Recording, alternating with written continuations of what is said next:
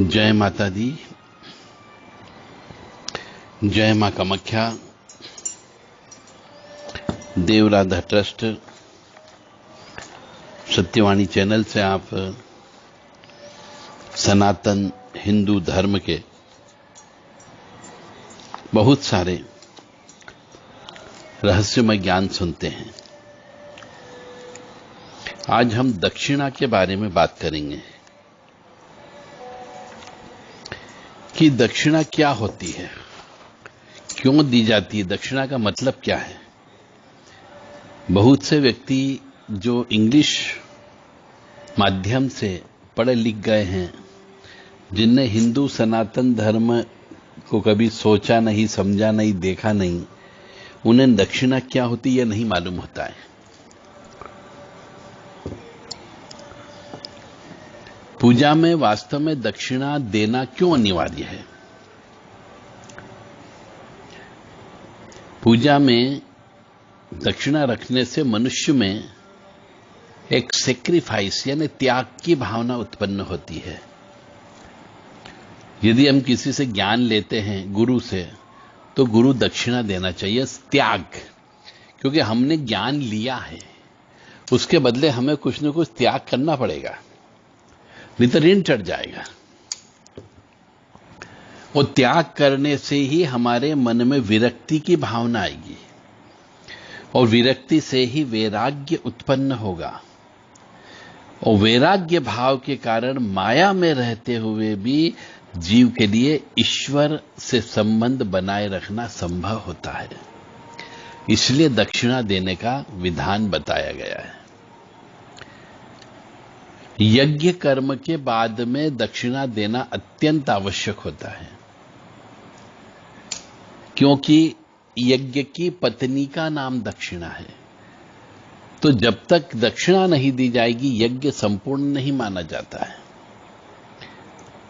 और दक्षिणा का जो मेन रहस्य ज्ञान है वो आपको हमने बताया कि दक्षिणा से मनुष्य में त्याग की भावना उत्पन्न होती है, त्याग से विरक्ति आती है, विरक्ति से वैराग्य आता है, और वैराग्य से ईश्वर की प्राप्ति होती है। हिंदू सनातन धर्म में सब जगह त्याग है, सेक्रीफाइस है। कोई बलि देकर के त्याग करता है, कोई पूजा पाठ करके त्याग करता है, कोई उपवास करके त्याग करता है, कोई दक्षिणा देकर के त्याग करता है। तो कहीं न कहीं पे दान देना भी त्याग है। और जब तक त्याग नहीं होगा, ये सब चीज आपको प्राप्त नहीं हो सकती। वैराग्य, उसके बाद ईश्वर से प्राप्ति नहीं हो सकती। तो दक्षिणा देना या त्याग करना धन का, यह पहली सीढ़ी होती है। दक्षिणा यानी धन, यह लक्ष्मी रूप होता है। इस धन की शक्ति स्वरूप मान करके पूजा करना चाहिए।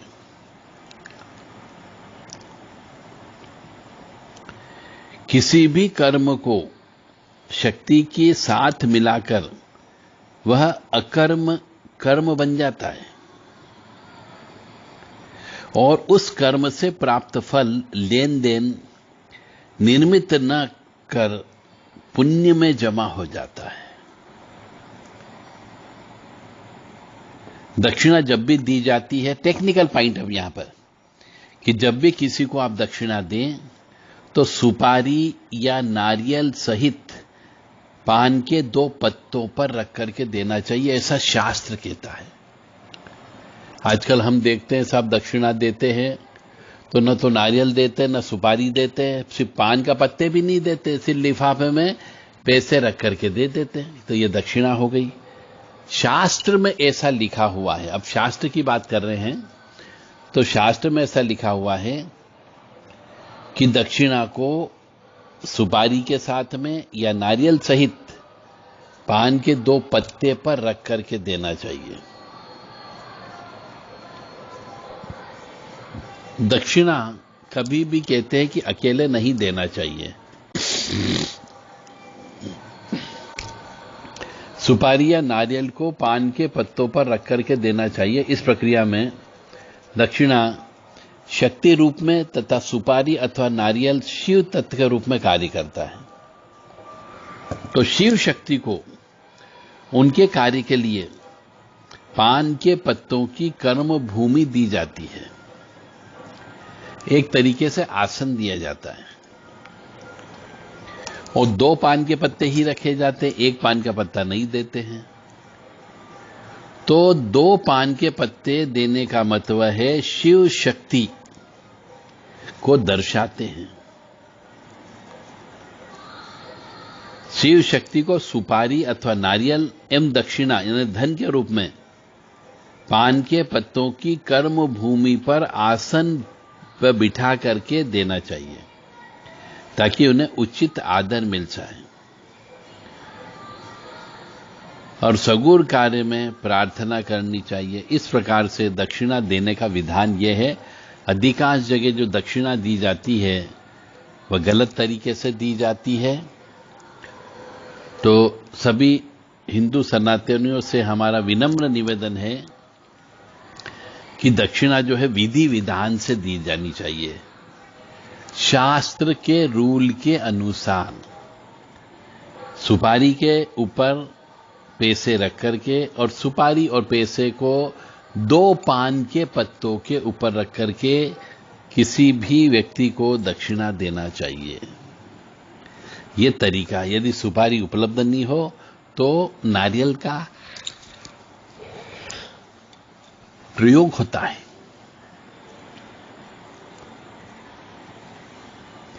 दक्षिणा यदि बन गई उसकी किसी व्यक्ति की और नहीं दी, 1 रात भी हो जाती है तो दक्षिणा डबल हो जाती है, ऐसा शास्त्र कहता है।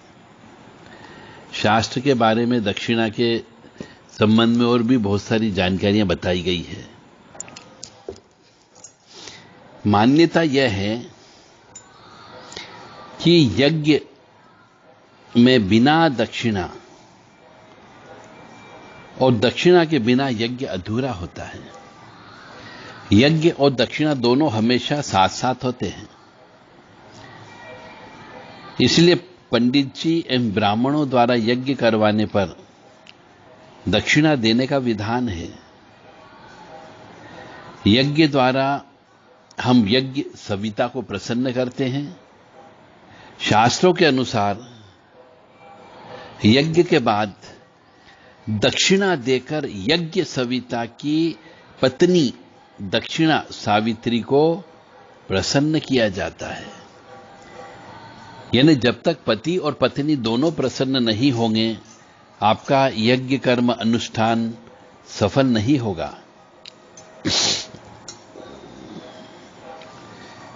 यज्ञ की पत्नी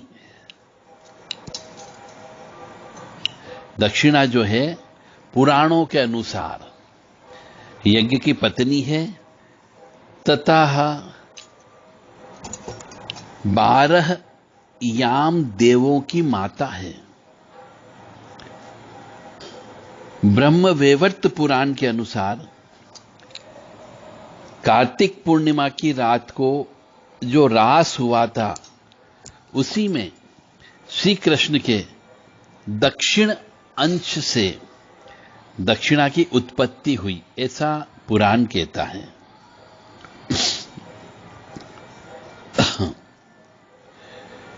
दान और दक्षिणा में भी अंतर है। दक्षिणा वह होती है जो किसी कर्म, पूजा, विधान और जप आदि के बदले दी जाती है, उसे दक्षिणा कहते हैं। दान वहां होता है जो अमावस्या, पूर्णिमा आदि के समय पे किसी ब्राह्मण को दिया जाता है, बिना किसी उससे कार्य कराए उसे दान देते। जमीन आसमान का अंतर है। दक्षिणा में हम ब्राह्मण से कुछ कर्म करवाते हैं, पूजा करवाते हैं, कुछ विधान करवाते हैं, कुछ जप कराते हैं, उसके बदले जो पैसा दिया जाता है उसे दक्षिणा कहते हैं। परंतु हम किसी से बिना कोई आशा किए हम ऐसे ही पैसे दान स्वरूप देते हैं, उसे दान कहते हैं, न कि दक्षिणा।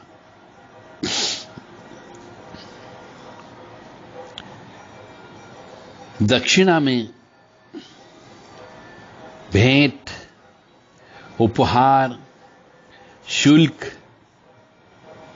पारिश्रमिक, इन सब का अर्थ शामिल है। मतलब किसी मनुष्य के द्वारा कोई कार्य किया गया, उसके सम्मान में धन राशि देना दक्षिणा कहलाती है।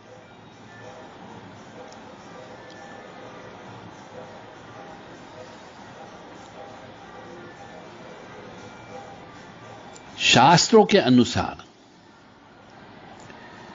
कश्यप ऋषि के पोते श्राद्ध देव नंदन वन में अपने आश्रम में भगवान की पूजन अर्चना, ध्यान व तपस्या किया करते थे। एक दिन सूर्यदेव उनके पास आए और उनसे प्रार्थना की कि वे उनके लिए एक महायज्ञ करें।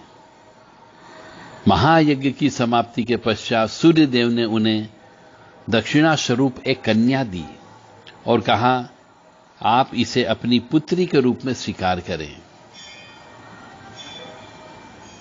तब से दक्षिणा जो है कश्यप ऋषि के पोते की पुत्री हुई। दक्षिणा का विवाह यज्ञ पुरुष के साथ कर दिया गया और इन दोनों से जो पुत्र उत्पन्न हुआ उसे फल कहते हैं।